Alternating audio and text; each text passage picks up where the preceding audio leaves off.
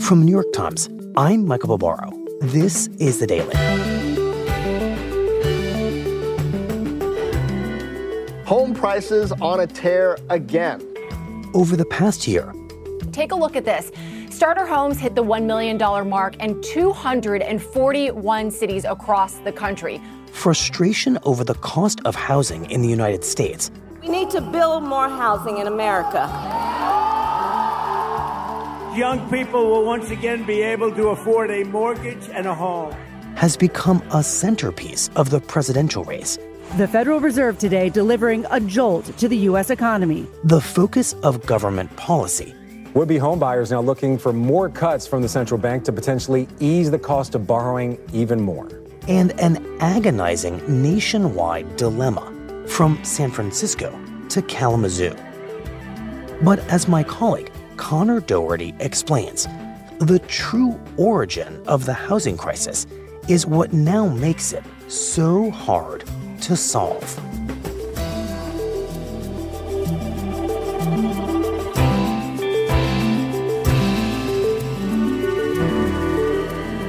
It's Tuesday, September 24th.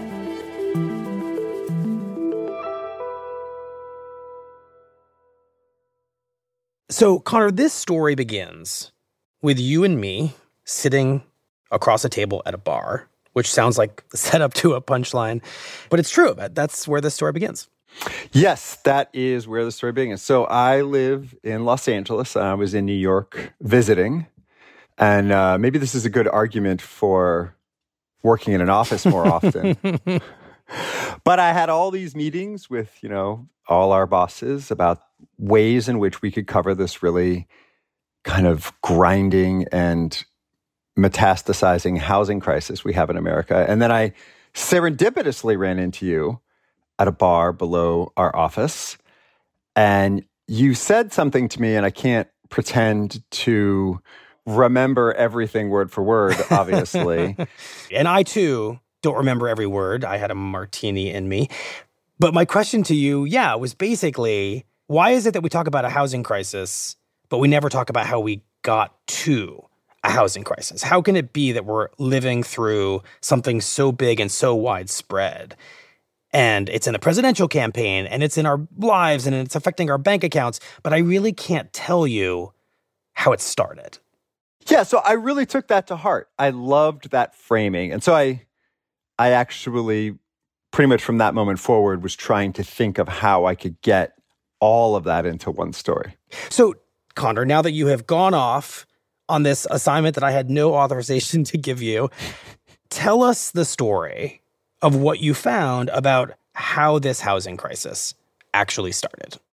So the way I like to think about it, the sort of metaphor I use, is that the housing market caught a disease. And the disease we caught is the 2008 financial crisis. So when you think back to that time, it was another nervous week for the world's financial markets and on Wall Street. Banks are being bailed out. Stock market is falling apart. In the last 6 months, Americans have seen their investments shrink, their property values plummet, and the country edge closer towards a recession. We're hearing, all these complicated things about mortgage-backed securities and all these things we don't understand. But at the heart of all that is the housing market. Home prices keep falling and foreclosures keep soaring. All these mortgage-backed securities were going to buy and ultimately build tons of new homes all across America. Once beautiful homes, now an ugly reminder of the economic crisis facing many homeowners. Right, and the images I remember from this period are these photographs of winding Las Vegas suburban subdivisions filled with houses that were sitting empty.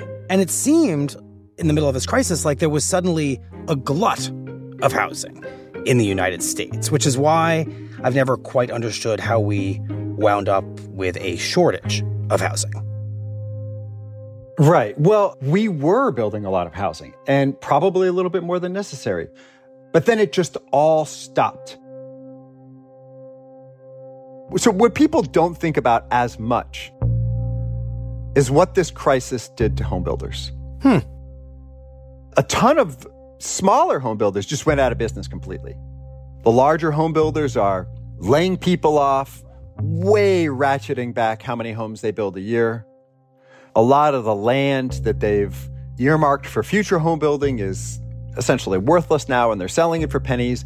So what in the end happens is we go from building about 2.2 million housing units a year before the crisis to 600,000. Wow. In the depths of the crisis. And if it had gone 2.2 million, 600,000, and then 2.2 million next year, wouldn't have been a problem. Right. Bounced right back. Right. Yes. But that's not what happened.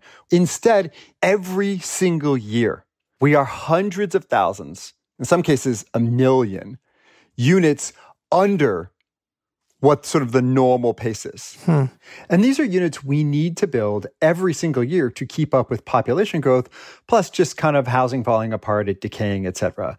And so once builders are in this hole, it's really hard to dig out of because the whole industry has been redesigned around this kind of weakened market. Their labor forces, the amount of 2x4s they buy, the amount of land they have on hold.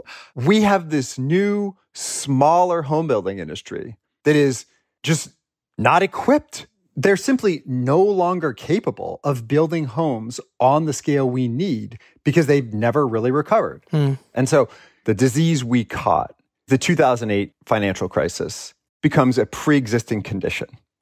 And it makes the housing market sick. It has left our patient weakened and in a very hobbled state, and therefore much less capable of dealing with anything else that might come its way. So the pre-existing condition at the heart of our current housing problem in the U.S. is the financial crisis inflicting tremendous trauma on the home building industry in such a widespread way that basically it stops functioning in any normal sense, and we start to get into a hole that over the past 2 decades means we're not just short some housing, but based on the math I'm putting together from what you just said, perhaps millions of units of housing that should have been and would have been built if the financial crisis hadn't occurred. Yes, that's exactly the problem. And it is indeed millions of units. The estimates of this say that we are short at least 2-3 million units. Oh. So there are many more people who want housing than there are housing for them, and the industry is not responding to that, is not building enough. And so each new thing that comes is just going to make the housing market more and more and more and more expensive. Got it. So let's talk about some of those things. Millennials are now the largest generational group. Starting in the 2010s, they're going to make the housing market boom. We see millennials entering the housing market in a big way. Millennials are finally moving out of mom and dad's basement. Cities are the cool place to live, and builders have yet to catch up with demand. And apartment rents are just exploding because there's this huge demand to live in kind of cool urban neighborhoods with bars, that sort of thing.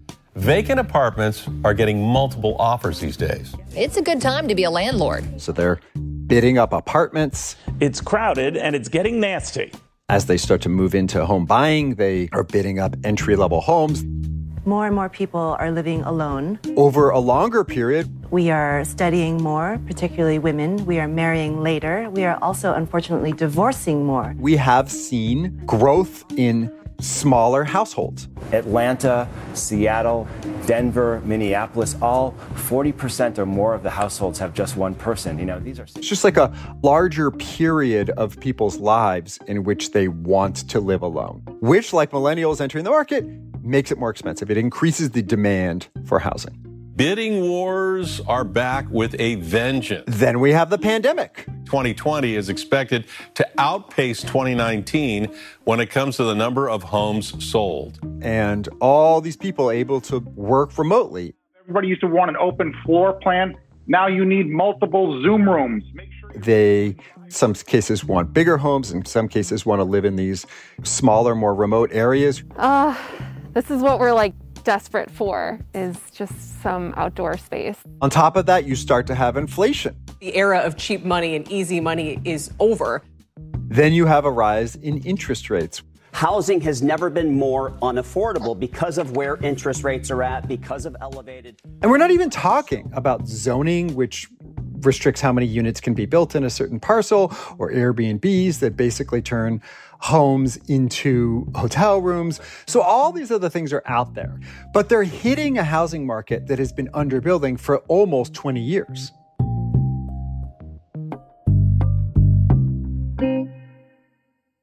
It sounds like any of these individual factors that you're ticking through here would be enough to shake any normal housing market. But what you're saying is that because the U.S. housing market is already so sick from this original pre-existing condition of the financial crisis, each one of these new factors hits it harder and harder and makes it basically impossible to recover from.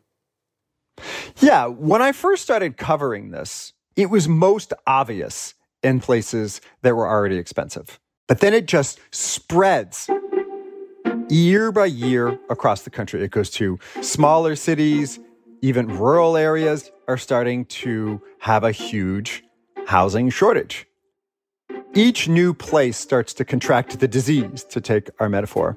And so there's this big game of musical chairs happening where people are moving all around the country in search of the next cheap housing market. And eventually, it gets to the point where there's nowhere you can run anymore.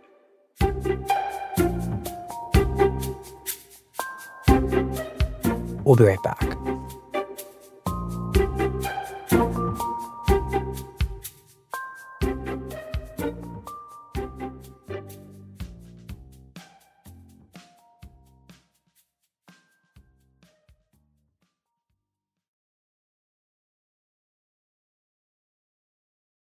So, Conor, this crisis is spreading. Affordable places are now becoming rare and attractive to those with money, and in turn, they're becoming endangered. That's the state of play. That's right. And what we start seeing is cities in middle America, smaller, regular cities, places that aren't finance hubs, places that aren't tech hubs, places that have been trying to actually attract more residents and businesses for a long time. Suddenly, this precious resource they have, affordable housing, is exposed and vulnerable because everyone's discovered it. Mm-hmm. This is Kalamazoo, Michigan, a diverse city of over 70,000 neighbors. And it even comes to cities like Kalamazoo, Michigan, which is a place no one expected the housing crisis to strike. Kalamazoo has a lot of the amenities of a large town, but yet retains the small town charm. We've got affordable housing, few traffic headaches, and very friendly people. It's sort of between Detroit and Chicago, but it is absolutely not either of those places. It's urban, but then it's natural. It's a small town with really big town attractions. It's got so much to offer for a town its size. It's a pretty blue-collar town. If you make $100,000 or even less, you can have a very comfortable life there. And Kalamazoo is getting some great attention. It was ranked the coolest place to live with the lowest cost of living in the entire country. How about that? Go Kalamazoo. Yeah, quite the honor. It's a place where money goes a lot further, and so it's much more comfortable to be a middle-income family there. You can have a bigger house. You can do more things. People discover our community, and they might think, this would be a great place to live. This would be a great place to work. This would be a great place to raise a family. A lot of the people there think of that affordability as almost like a condition of the place. It's like winter. It's something that Kalamazoo has. Right, fact of life. Yeah, it's a fact of life. Until everything we're talking about comes to Kalamazoo. And Conor, I'm familiar with what the housing shortage and its impact look like in coastal cities, because I live in one of them. But what does it look like when all of this arrives at the doorstep of a place like Kalamazoo? Well, the most obvious first thing you see is prices exploding. Home prices go up about 40% since the pandemic. Rents go up about 50%. Wow. So all of a sudden, anybody looking for housing finds that it's way more expensive. And of course, at first, that affects people with the least money. They've got the least room in their budget. So you start to see homelessness or people living out of hotels, that sort of thing. Mm-hmm. But it moves up the income ladder because the shortage gets worse and worse and worse, and the competition gets more and more fierce. And people who were having no problem affording housing are all of a sudden getting overwhelmed by this problem. Recorder on, if that's okay. Sure. I'm Connor. What was your name? I'm Barb Tackett-Denny. And I met a woman going through exactly this. Her name's Barbara Tackett-Denny. She goes by Barb. And Barb, how old are you? I'm 67. Okay. And are you retired, or what do you do? I do home health. So I take care of somebody older than me. She works as a home health aide, and her husband works in a factory. Together, they make about $65,000 a year, which in Kalamazoo is solidly middle class. And the reason it's solidly middle class is that they can find an affordable place. So for 10 years, they lived in a duplex. It was 2 bedrooms, 1 bathroom, living room, dining room. The house is about 100 years old. And their rent was only $630 a month. We used to go out to eat. Barb told me that, she felt generally fine. They even saved a little bit. Now, this was not a fancy place. In the 10 years that we've been there, he's done no major overhauls, nothing. I ask him for carpet every year. The carpet was sort of ratty, not very nice. It had knob and tube electrical. If I run my microwave and he happens to plug in something upstairs, it'll blow the fuse. She had to sort of coordinate with the neighbor over who was going to use the microwave or other appliances when, because the fuses would blow if they both used them. But it was affordable for them, and it made it so that their income went a long way. So economists and housing wonks refer to this as naturally occurring affordable housing, which is the euphemism for kind of a crappy place. Down on its heels, old. It's a place that's affordable for an obvious reason.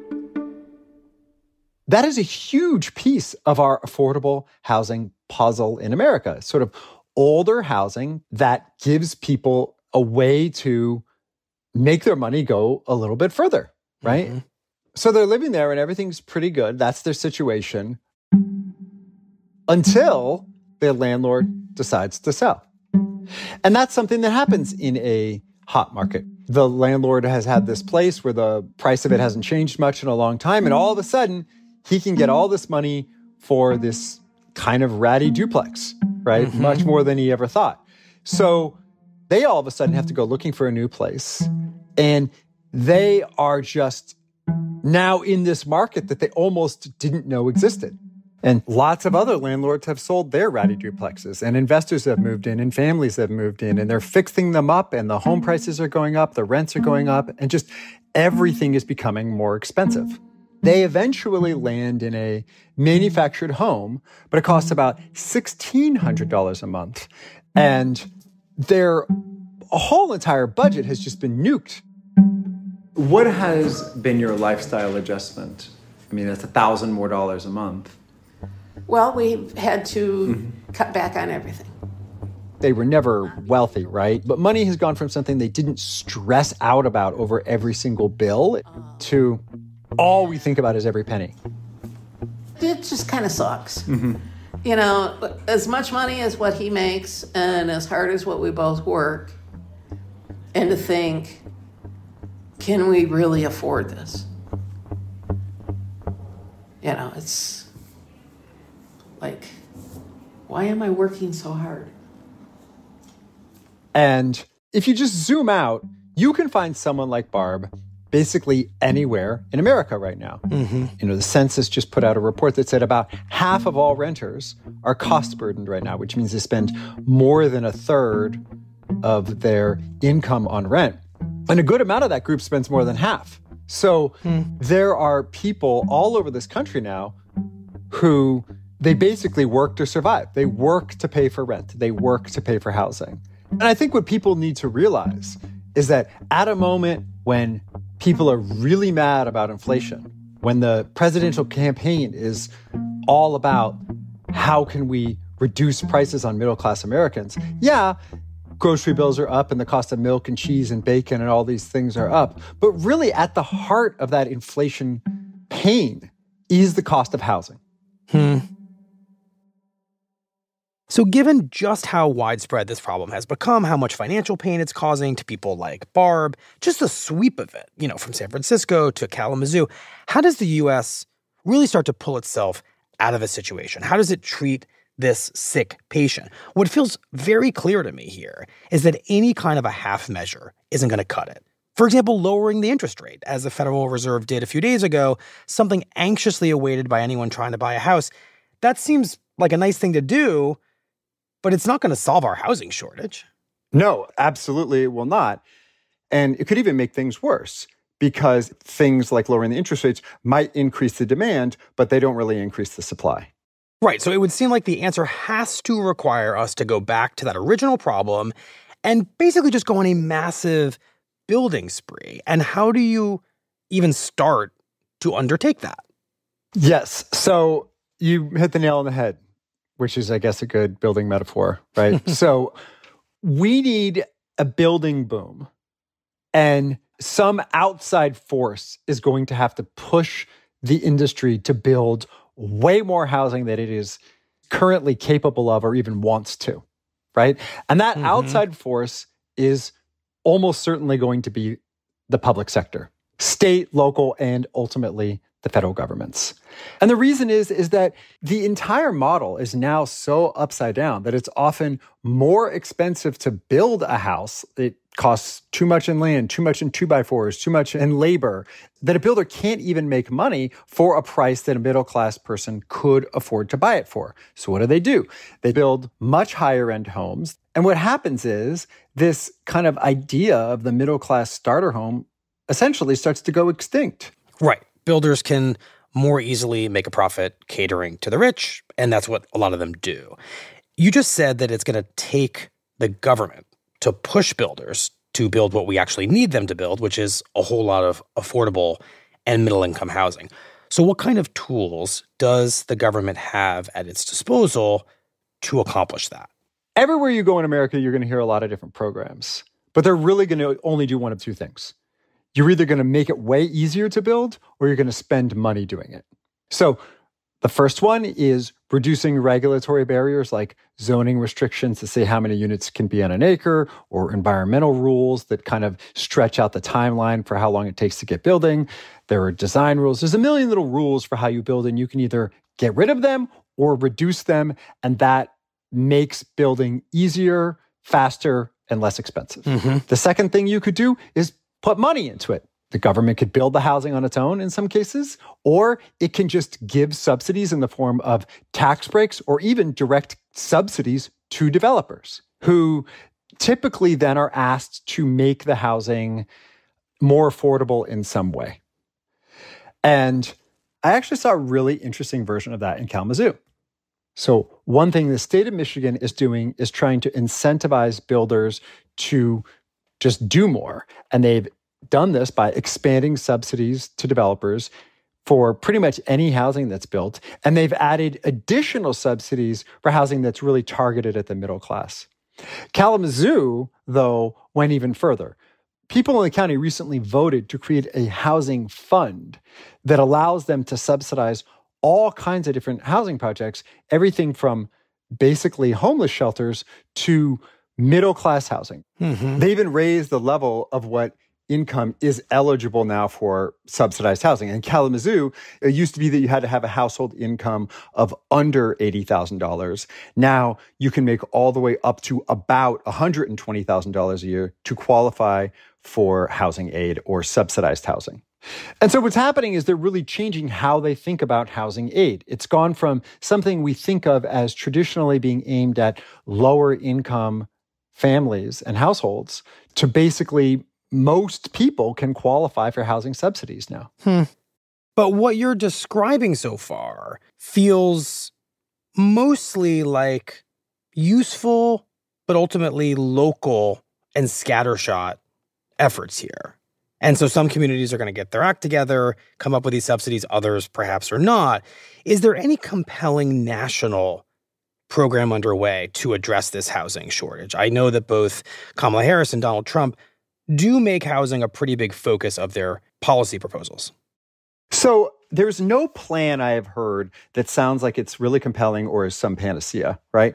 But what I have heard is what you just said. Presidential candidates repeatedly talking about this. Kamala Harris, for instance, has a plan that aims to subsidize builders who build entry-level homes, starter homes, as they're called, and also to subsidize the buyers who would buy homes like that. Donald Trump has talked about reducing regulations on housing. But really, if you cut through it, they both sort of describe this as a crisis of too little. And I think that is a sign of progress. I know that their solutions, such as they are radically different, but they recognize that there is some problem of not enough housing. And I think that in a polarized society, anytime you see an area of agreement, even if all the agreement is what the problem is, that is, I would say, a positive sign. But a positive sign is not a bricks and mortar plan to build millions of new housing units. So in your mind, how long is it going to take for the United States to solve this problem? And how optimistic are you that the U.S. is going to get its act together and actually figure this out? Tough question.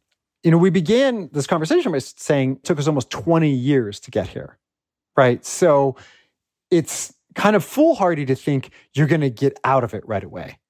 Mm-hmm. I don't know that it'll take us another 20 to get out of it, but you need to have many years, probably 10 years of sustained, focused effort. Mm-hmm. But look, we've done this before.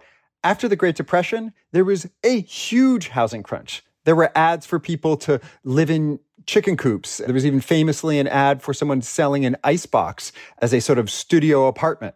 Wow. But after World War II ended, there was a massive building boom. Single-family housing starts in this country went from about 100,000 in 1944 to about 1.7 million just 6 years later. So this can be done.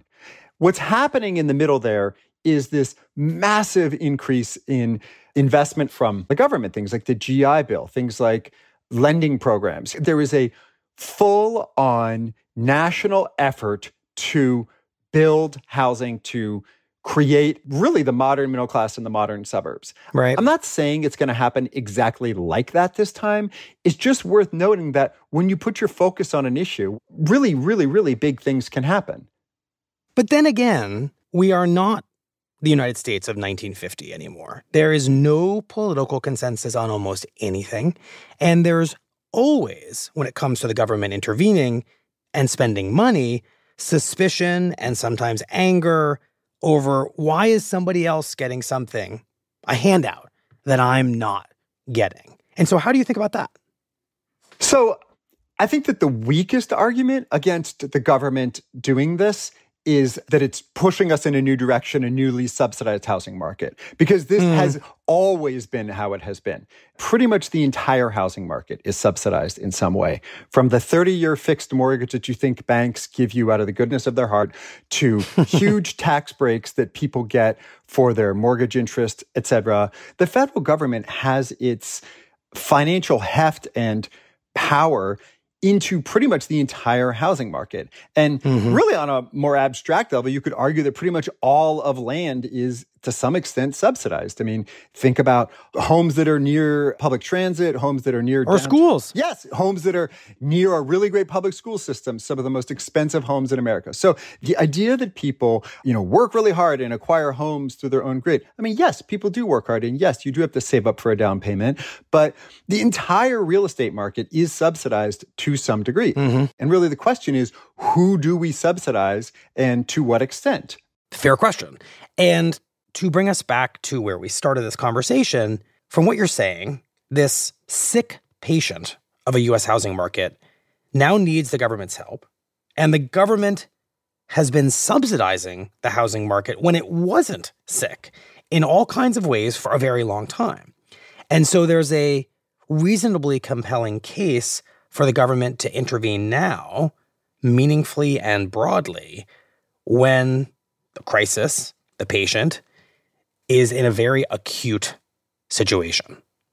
Yes, but it's going to require the kind of concentration and focus that governments, frankly, aren't that used to putting in. But the reason I think that they can and ultimately will solve this is that it's not going away. There are certain problems, like, say, the federal deficit or a natural disaster that rear their head and seem really acute, but then they kind of fade away from memory.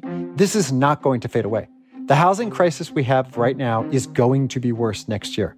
I don't care what happens with interest rates, it's going to be worse next year. It will probably be worse the year after that.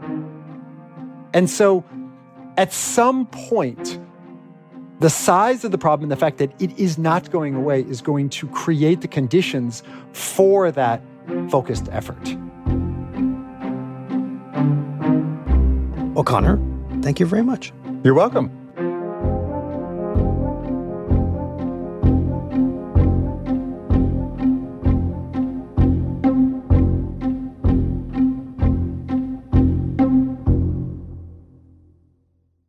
We'll be right back.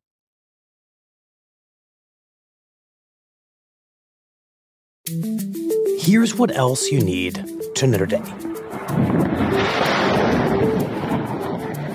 On Monday, Israel inched toward all-out war with Hezbollah, launching airstrikes on more than 1,300 targets inside Lebanon that killed nearly 500 people, according to Lebanese health officials.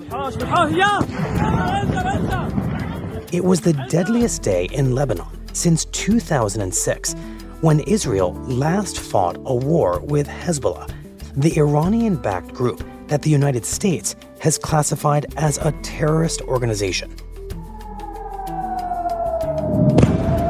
In response, Hezbollah launched its own barrage of about 165 rockets into Israeli territory, according to Israel.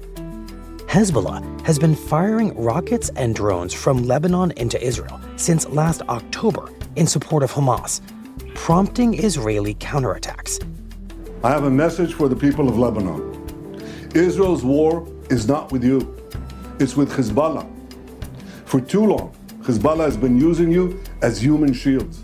On Monday, amid its airstrikes, Israel explicitly warned the people of Lebanon to evacuate areas where Hezbollah stores its weapons. Don't let Hezbollah endanger your lives and the lives of your loved ones. Don't let Hezbollah endanger Lebanon. Today's episode was produced by Alex Stern, Olivia Nat, and Claire Tennisgetter. It was edited by Liz O'Balin and Lisa Chow. Contains original music by Pat McCusker, Marian Lozano, Rowan Niemisto, Will Reed, Dan Powell, and Diane Wong, and was engineered by Chris Wood. Our theme music is by Jim Brunberg and Van Lansverk of Wonderly.